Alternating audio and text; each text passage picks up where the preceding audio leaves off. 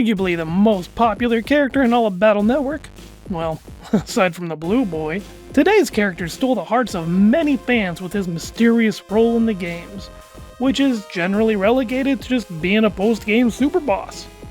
He's often just alluded to, simply being a wandering navi with immense power that, by nature, should pique your curiosity. Known as the net's own god of destruction, this is the basics on Bass.EXE.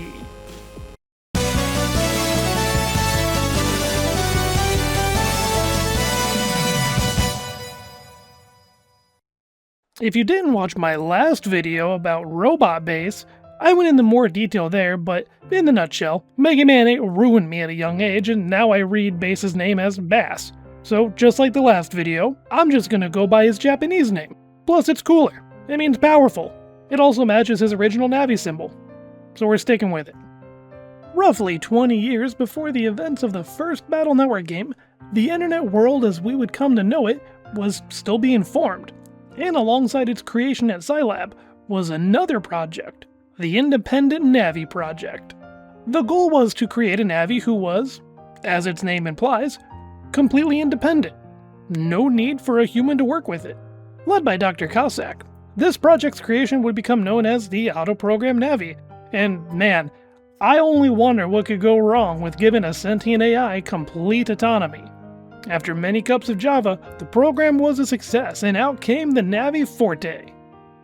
Forte proved to be a strong Navi, and many feared him, and just what all he could do. Eventually, a series of issues, disruptions, and errors would arise across the net, and unsure of their source, many blamed the Auto-Navi. It was determined that Forte was to be deleted, and Scilab sent an elite force of Navis after him. This assault would become known as the Alpha Revolt, and by the pixels of his teeth, Forte clung to life and survived. This betrayal would stick with him, leaving a mark across his chest as a reminder of what was done to him. Making use of an ability unique to him, he would heal and power himself up by assimilating the remains of viruses that would constantly attack him. Forte vowed revenge and delved into a hatred for the humans. I'm not really sure where to fit this one in, because it's kind of up in the air on the placement. During Forte's time wandering the cyberworld, he encountered the king of the internet, Cernade. This Navi was widely feared by just about everyone. The two ended up fighting in a battle that lasted days, with it being anyone's game on who would be victorious. The games just briefly mention it, but thankfully there's a bonus manga that shows more of it and fleshes it out some. Forte really wouldn't be relevant from then on until the events of Battle Network 2. A new crime group, a net mafia known as Gospel, would attempt to recreate Forte. While it would have appeared to have worked, the process would come with some bugs that would take over and transform the Navi into this big multi-bug organism known as Gospel. Mega Man would take it out.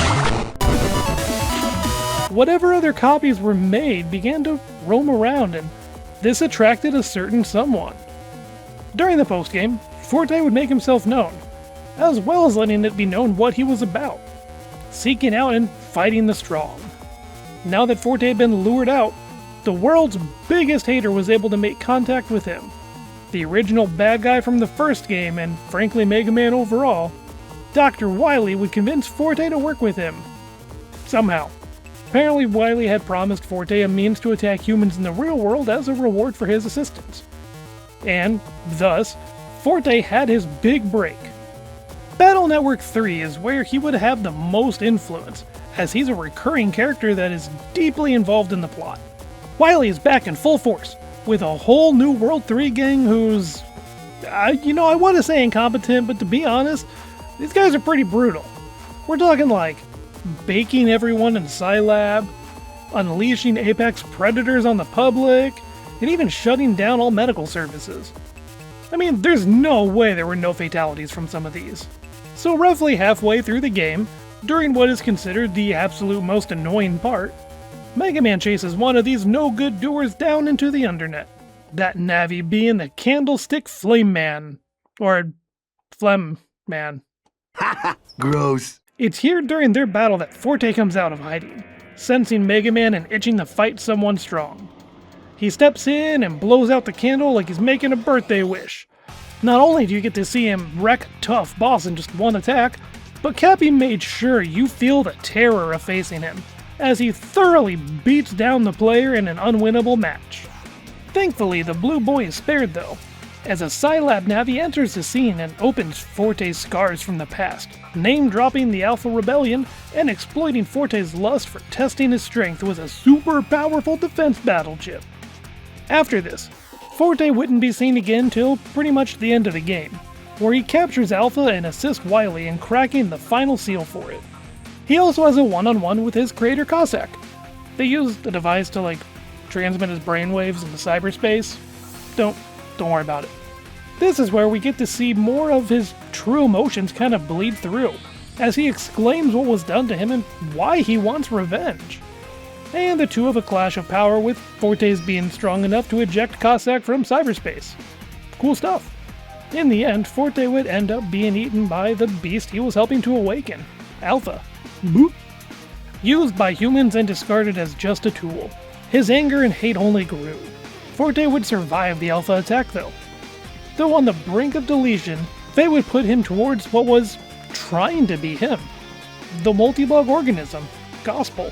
By absorbing this beast, Forte would survive, gaining new abilities based on the beast. However, be it the absorption or the damage he suffered from Alpha, Forte would suffer some memory loss, knowing only that he craves battle. In the deepest parts of the Undernet, he hid himself while he repaired himself with bug frags, readying himself to fight whoever, which just so happened to be Mega Man. And from here on out, the poor guy is pretty much just cast aside as nothing more than a fun super boss. Battle Network 4 did him dirty, only giving the guy a small cutscene where he's a statue whose power is blocking a path to an area deeper in the Undernet.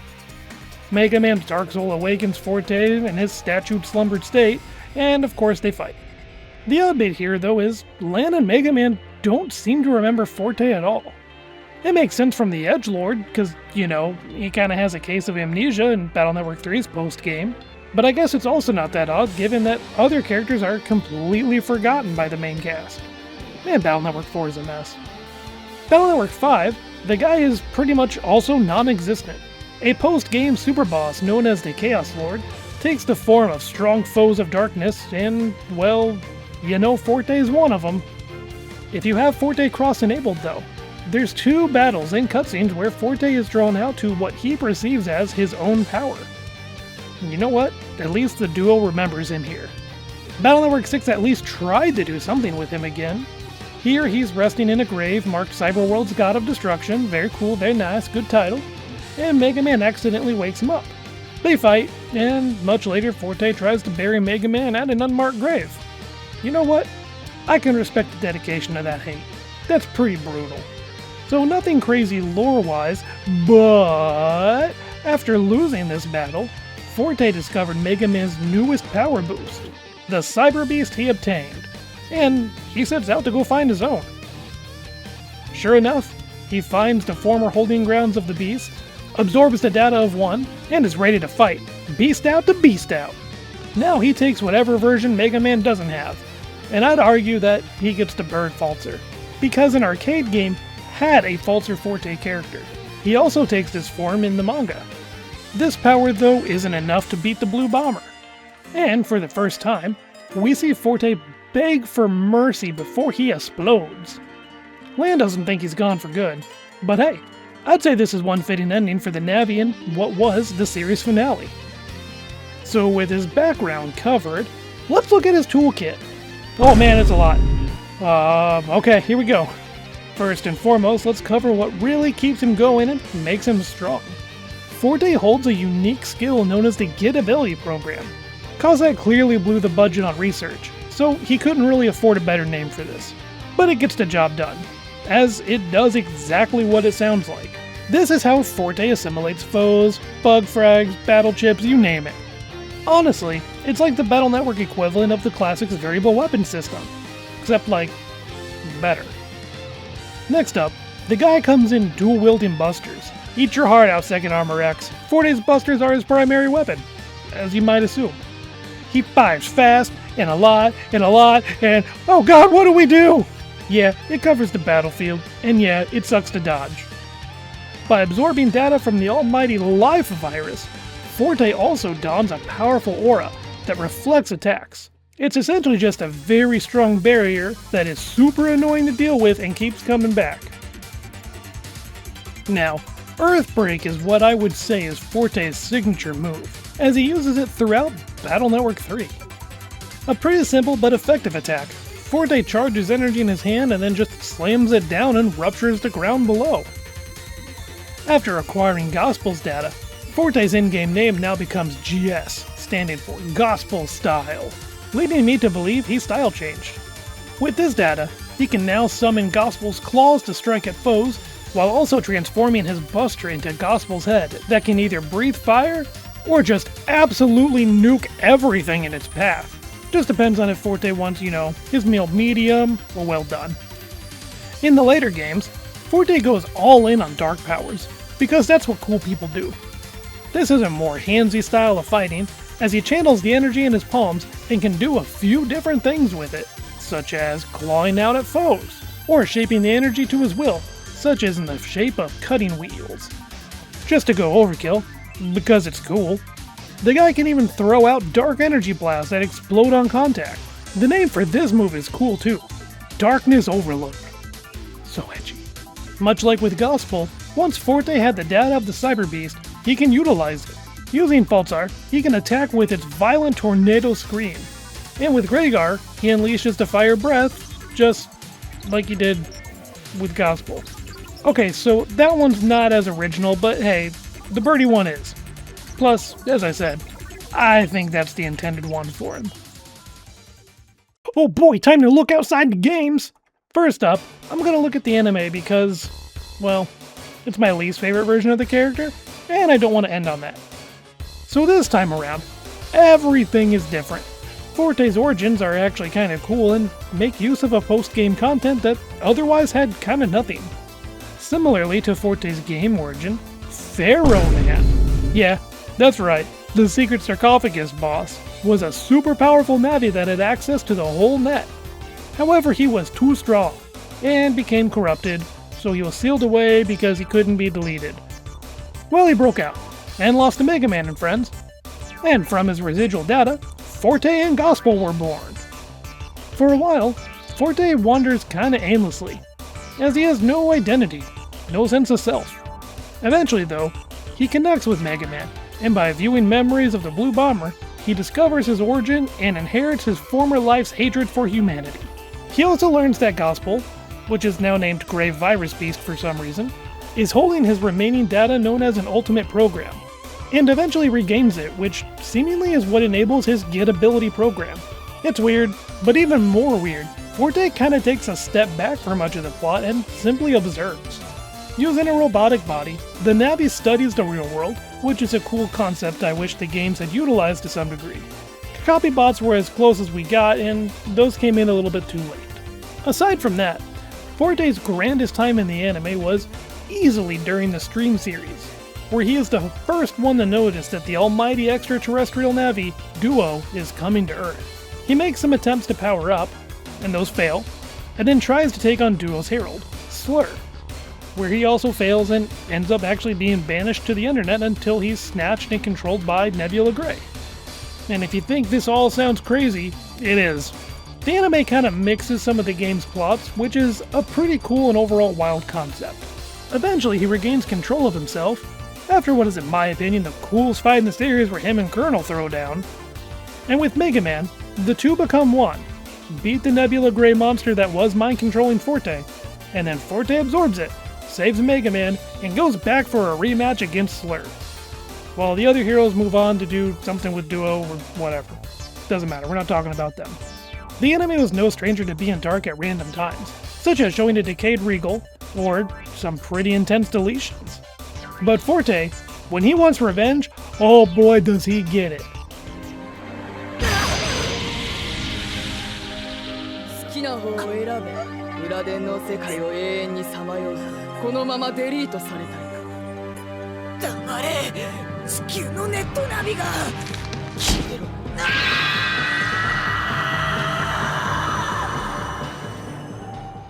Wow, that was, dang, Forte, you scary. And with that, Forte actually leaves for good as he takes to the space network. He must go. His home planet needs him. Oh boy, oh boy, oh boy, oh boy, oh boy, oh boy, oh boy. Now we get to talk about my favorite interpretation of the powerful Navi. The EXE manga, much like the anime, is wildly different from the games. But, man, Ryu knew what they were doing with this character and how many fans wanted to see more of him. This go around, the character is closer to his game counterpart than in the anime, and there's even special chapters that give extra insight on a few of his past events, such as the Alpha Revolt. We get to see that play out, from Cossack creating him, to the Scilab Corps hunting him down and branding him with his infamous scar. Also neat thing to see, his first absorbed ability was a Heat Blade. We also get to see his fight with Serenade. It's good stuff. His whole thing, like in the games, is just wanting to become stronger and fight the strong, so he roams the Undernet and has become a legend of sorts. Rumor is he deleted 100 Navis in 2 milliseconds with a single slash, because that's realistic. Throughout the run, he clashes with Mega Man often, and through their battles, both gain new abilities and try to one-up one another. Like, no joke, Forte out here is able to use his Get ability program to acquire Hub Style, which in this series is mostly like an ultimate form. There's even a moment where, thanks to sci-fi magic shenanigans, Navis cross over into the real world and Forte, unlike the anime where he just observed, went straight for nuking a city. The man knows what he's about, and with a move called Vanishing World, I mean, you gotta. The coolest thing about this run is actually not the combat, but it's the relationship between Mega and Forte. There's a level of respect between the two, even if Forte refuses to admit it. Heck, Serenade calls it out a few times in the run that Mega Man is his only friend. During an arc with Dark Mega Man and Laser Man, Forte is captured and Dark Mega Man absorbs him to become like Forte's soul, which is just kind of an outright cool thing in and of itself. With words from Mega Man, Forte's pride to defeat him gets him to break out of the weird fusion, and the Edgelord's words are able to push Mega Man to then go beyond. The same thing happens later on against Nebula Grey, leading the two to work together. Check it out, it's Forte Cross. They also used this form in the anime to beat Nebula Grey, and I don't think I said it, but I showed it, most likely. Working together, be it even reluctantly, would continue on as the two would square off against a Cyber Beast. And hey, look at that! Forte got Vulture again! Neato! Just to win this fight, Forte has to put all of his faith in the Mega Man, which is a tall ask of the guy and something I don't think we'd see from him in the games. One of the last things we see, though, is a story about Cossack being terminally ill and wishing to see Forte one last time. It takes some effort, but the Edgelord eventually agrees and we get some real character development here. Even though the guy hates humanity, even though he's been on his own letting his anger fester in him, seeing his dad like this, it stirs some emotions in the cloaked baddie. He's got to keep up appearances though, and he doesn't sway. But between this and another scene where he had the chance to go back to Cossack's PET and seriously contemplated it, it's clear he holds some strong feelings for the guy. I realize for a Bass.EXE video here, I'm kinda glossing over it, but if I did a full breakdown of every little thing, we'd be here all day. Manga Forte has a lot to him. It might look like he's just battle crazed on the surface, but this story really went for making him a true rival character. And well, you made it to the end. The double Forte weekend comes to an end and I hope you enjoyed it. Forte.exe here has many different takes on him, so just let me know below which one you like the most. And I guess now it's time I start working on the Snake Ladies video. Till next time, my Mega fans, rock on!